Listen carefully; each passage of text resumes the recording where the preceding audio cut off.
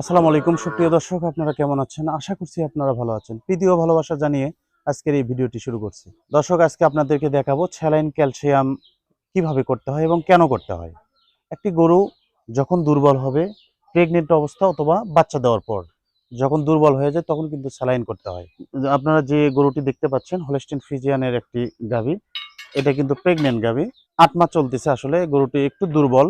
আহ, যে খামারি সে কিন্তু বুঝতে পারতেছে যে আসলে গরুটি আমার দুর্বল হয়ে গেছে, সেভাবে হয়তো খাবার দাবার দিতে পারেনি, সেই জন্য শারীরিকভাবে সে দুর্বলতা। সে কারণে আজকে আমরা একে স্যালাইন করব। তো কিভাবে করতে হয় স্যালাইন, কি কি এই স্যালাইনের মধ্যে দিতে হয়, সব তথ্য আজকে আপনাদেরকে দেওয়ার চেষ্টা করব। আশা করছি আজকের এই ভিডিওটিও অনেক ভালো লাগবে। সম্পূর্ণ ভিডিও জুড়ে আমার সাথে থাকবেন। আপনাদের সাথে রয়েছে আমি, জহুরুল ইসলাম।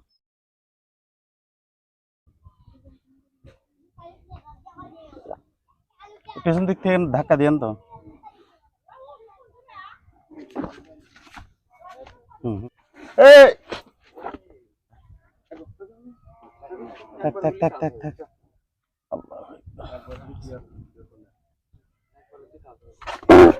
এবার আছে দাদা। হুম, ধরতেছে না দেন তো।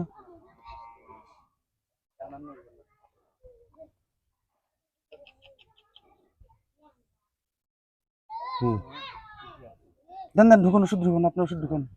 পড়তেছে না, ওষুধ ঢুকে দেন। দর্শক, এই যে জগুলার ভেন, আসলে গরুটা খুবই শুকিয়ে গেছে, রগটা পাওয়া খুবই মুশকিল হয়েছিল, আপনারা দেখতে পাচ্ছেন। আমি বারবার চেষ্টা করেছি। দর্শক, আমরা এখন মূল পর্বে এগিয়ে যাই। আমরা এই এখানে যে দেখতে পাচ্ছেন, এই যে উঁচা করে আমরা নর্মাল স্যালাইন 1 লিটার, এটা কিন্তু আমরা টাঙিয়েছি। এই যে দেখতে পাচ্ছেন, একটু উঁচাতে উঁচাতে আমরা একটু লটকাইছি যেন যেন সুন্দরভাবে স্যালাইনটা ডাউন হয়। এবং এর মধ্যে আমরা ঢুকাবো, এই যে এটা হলো ক্যালসিয়াম। এই যে আপনারা দেখে নিন, এটা হলো এক্যালভেট, একমি কোম্পানি সাপ্লাই করে থাকে। এটা পুরোটাই আমরা দিয়ে দেবো। সাথে দেব আমরা এই যে ভিটাফস, আমরা ভিটাফস দেব। ভিটাফস 30 ml পুরোটাই কিন্তু এর ভেতর দিয়ে দেব। এবং আমরা দিব হলো থায়াভেট। এই যে দেখতে পাচ্ছেন থায়াভেট, আমরা এখানে 50 ml দেখতে পাচ্ছি, 30 ml আমরা দিয়ে দেব।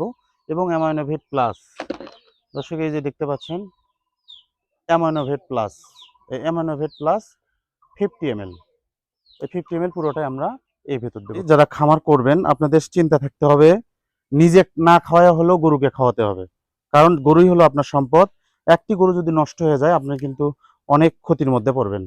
সেজন্য আমি প্রত্যেকটা খামারিকে বলি যে আপনারা গরুকে সঠিকভাবে খাওয়াবেন, সঠিক পরিচর্যা করতে হবে।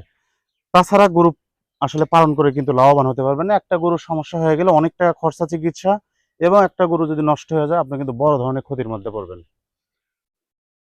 তো যাদের যেমন সামর্থ্য সেভাবে গরু পালবেন। অনেকেই দেখা যাচ্ছে যে 5, 6, 7টা গরু আসলে পালে। তো ওই আমি বলবো যে অত অত গরু না পেলে আপনি 1টি বা 2টি দিয়ে শুরু করেন, সেখান থেকে আস্তে আস্তে আস্তে আপনি ডেভেলপ করেন। তো এই যে দেখতে পাচ্ছেন আমি স্যালাইনের মধ্যে এই যে ক্যালসিয়ামটা ঢুকে দিচ্ছি। নিডেল নড়বে না, নিডেল যেভাবে দেওয়া আছে ওটা নড়বে না। এই যে ক্যালসিয়ামটা আমি ঢুকে দিচ্ছি। আমার এই স্যালাইন যেতে 20 মিনিট টাইম লাগবে।